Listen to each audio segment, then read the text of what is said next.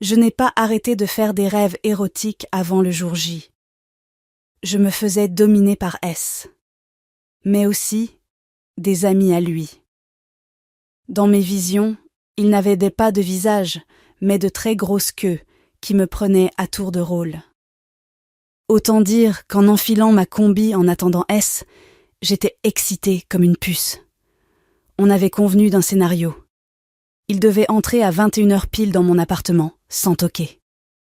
Puis il profiterait de ma surprise pour se servir de moi. J'allais être son jouet. J'étais humide à 20h45, trempée à 20h55. Allongée sur mon lit, je comptais les secondes. S est entré chez moi à pas de loup. Il a poussé la porte de ma chambre et j'ai été agréablement surprise. Il était mieux que sur les photos et très charismatique. Mon cœur battait très fort. Pas de peur, mais d'excitation, même si je me demandais si S allait être à la hauteur du fantasme et y aller à fond. Je n'ai pas été déçue.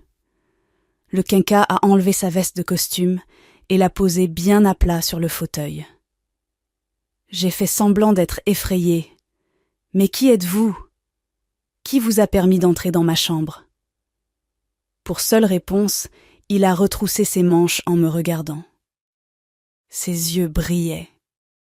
J'étais fascinée. Il n'a pas prononcé un seul mot en s'avançant vers moi. Je me suis redressée comme pour lui échapper.